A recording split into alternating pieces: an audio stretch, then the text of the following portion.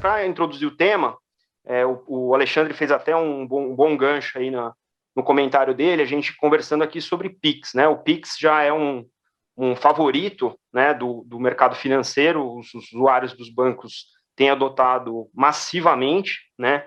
E no relatório do Banco Central agora de março, o Pix anotou cerca de 1 bilhão de transações dentro do Pix e um total de 787,2 bilhões de reais transacionados, né? Então a gente já vê que o Pix realmente já tomou o lugar da TED, do DOC somados e também virou a parte da cultura do brasileiro. Para falar um pouquinho de gestão de fraude num cenário com volumes e tempestividade como esse do Pix, vou chamar aqui o Guto Almeida para comentar para a gente. Obrigado, Magaldi. Bom, primeiramente, realmente o Brasil, quando mencionávamos da Ásia, né, adoção de tecnologias, o Brasil ele não fica para trás do ponto de vista de adoção de tecnologia. Então, se tem alguém que imaginava que não seria uma adoção tão rápida, acredito que, no mínimo, ele está muito surpreso, mas não deveria. O que eu gostaria de fazer é dar alguns passos atrás e olhar o que está por trás disso sob a ótica de cultura, quando a gente falava, né, no tema anterior. Se a gente viaja aí 20 anos, 30 anos no tempo, quem não passou pela situação de comprar um cartão postal e enviar para casa, seja para os pais, seja para a esposa, para a namorada, e chegar e o cartão ainda não ter chegado, né? Então, esse era o contexto que nós, como sociedade, vivíamos. Naquela ocasião, como que era pagamento? Eu trabalhei no Banco Nacional, extinto Banco Nacional, era responsável por uma agência, por ordens de pagamento na agência. Eu fazia o algoritmo para envio de ordem de pagamento de uma agência para outra na mão, com base na definição do banco. E a pessoa recebia um telex na outra agência e tinha que refazer, recalcular, e aí ele poderia pagar.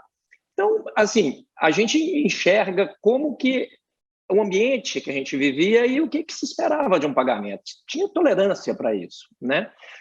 Agora, o que está acontecendo hoje? Hoje você pega um avião e vai para a sua viagem. Quando você chega na sua viagem, você está batendo foto, mandando WhatsApp, está fazendo Facebook, FaceTime, é tudo muito instantâneo. E tudo isso influencia em como nós esperamos que a gente possa fazer pagamentos, como a gente pode lidar com os nossos bancos, né?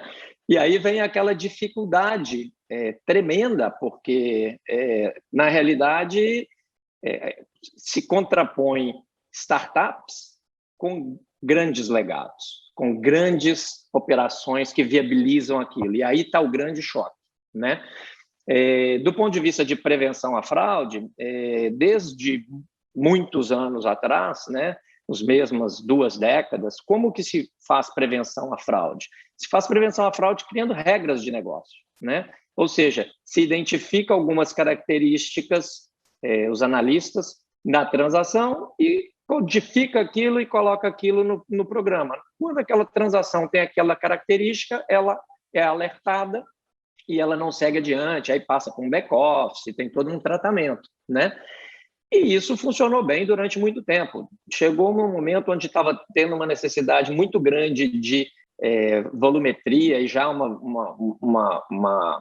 uma diversidade grande de transações, surgiram aí os grandes modelos estatísticos em rede neural que começaram a criar modelos consorciados, né, de dados mesclados e começaram a identificar comportamento que saía daquele padrão que Deus sabe lá como foi identificado como padrão, porque é tido como uma caixa preta, e a caixa preta é aquele negócio, é o que ela fala, é isso, não é isso, você acredita e você respeita, né? Então, assim, de lá para cá, nós tivemos, no início dos anos 2000, um grande levante de fraude, né, em meios de pagamento, e aí mais cartões, né? Clonagem de cartão. Quem não lembra daquela época? Putz, clonaram o meu cartão, copiaram a taxa magnética e aí começava a chegar a transação de todo lado. de POS, né, de terminais e até e-commerce, que nem era tanto difundido na época. Mas veio uma resposta para aquilo. Foi o quê? A implementação do cartão com chip. Até eu que trouxe o cartão com chip para o Brasil na ocasião e fiz a implementação. Então, com isso, nós conseguimos, uma vez que o portfólio estava todo convertido, nós conseguimos blindar. É o mesmo de você falar, todos os carros em São Paulo têm alarme. Pô, acabou. O fraudador agora sabe que ou ele vai começar a assaltar outra coisa, ou ele vai ter que se acostumar a correr do alarme do carro, que vai tocar na hora que ele quebrar, né? Então, assim, quando a gente olha para o contexto que está dado, né, como a gente falava de PIX, né, o desafio grande hoje, o que é? É alto volume transacional, né? Nós já vimos aí 1 bilhão de transações em um espaço de tempo muito pequeno, e a proporção de crescimento é daí para cima, né? Multiplicidade de canais, nós não estamos hoje falando só de cartões de crédito, transações PIX, ou até mesmo os TEDs. O TED é real time, mas os DOCs que tinha tempo para verificar. Não, hoje está tudo muito nervoso, né? E cada canal com uma necessidade específica para detecção de anormalidade, né? E o que é pior, transações em tempo real e irreversíveis. No cartão de crédito, você tem a capacidade de mediar, né? Depois, através do ciclo de disputas. Aqui não. E um contexto de anonimato total, né? E fraudadores cada vez mais sofisticados. Bom, diante desse cenário todo, qual que é o grande desafio, né, gente? Então, vamos lá. Milhares de transações passando por segundo, onde você precisa tomar uma decisão, não mais, ainda em muitos casos, com base em dados consorciados, mas não deveria. O objetivo é chegar no dado, no padrão individualizado. O Guto transacionando e não o Magaldi transacionando. O jeito que o Magaldi transaciona talvez tenha alguma semelhança comigo, mas não vai ter semelhança com muitas pessoas. E tratar isto como um objeto de alerta prejudica muito o sistema, né? Então, assim, os padrões cada vez mais complexos por conta dessa diversidade e multiplicidade de transações e sistemas que são sistemas legados que não estão preparados para isso, porque eles operam em silos. E não tem nada de errado estar trabalhando assim, porque a gente tem a mania de bater a foto e criticar o para trás, mas não, veio evoluindo nesse sentido. Tanto é que quando você vê hoje as organizações novas do novo momento de digitalização, elas já começam trabalhando pensando em enterprise, em como trabalhar todos os canais de forma integrada, né? Então, isso é simplesmente realidade, né? Então, assim, o grande problema que hoje nós temos de prevenção à fraude na indústria, excesso de alertas falsos, ou seja, o sistema alarmando desnecessariamente, uma experiência ruim do consumidor. Quem nunca teve uma transação legítima negada e você realmente fica muito chateado porque, putz, por que não está passando? E aí a coisa não anda, né? E do ponto de vista de negócio, olhando as instituições financeiras, perda de negócio, uma transação que é legítima, que deveria ter sido concluída e que não foi concluída, além de todo o atrito com o cliente, né? Então, assim, com base na nossa experiência aí de mais de 20 anos de implementação de soluções para prevenção à fraude, a gente elencou aí 5 grandes temas, tá?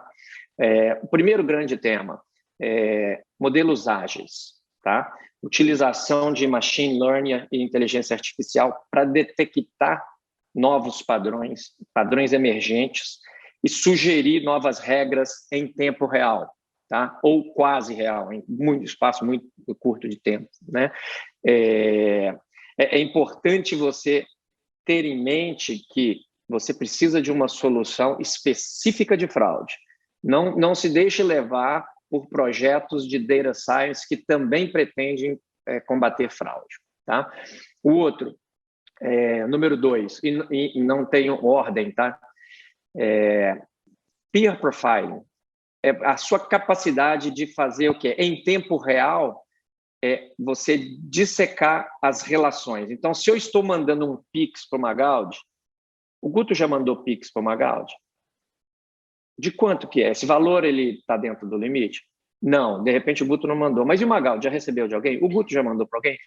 E o estabelecimento, ou seja, ver todo o contexto e reproduzir aquele contexto, né? Omnichannel, não dá para ser silo, tem que ser realmente através da companhia como um todo, porque um canal ajuda o outro na detecção. A outra, adoção de uma arquitetura aberta, né? Adoção de ciência de dados, ou seja, não vale a pena estar amarrado num fornecedor que é caixa preta quando você tem um investimento que é longo prazo, é 5 a 10 anos, não tem outra forma de fazer. Então, é muito importante que você tenha a possibilidade de trazer coisas que estão surgindo e incorporar. E a outra coisa que a gente falou em excesso aqui já, que é toda a utilização de dados de cyber para compor a decisão da transação, do que fazer com a transação. Essas são as 5 lições, mas em síntese, gente, o que todo mundo quer, todo cliente quer, velocidade, segurança e conveniência. Se a gente responder essas 3 palavras, a gente vai ter o que todo cliente precisa.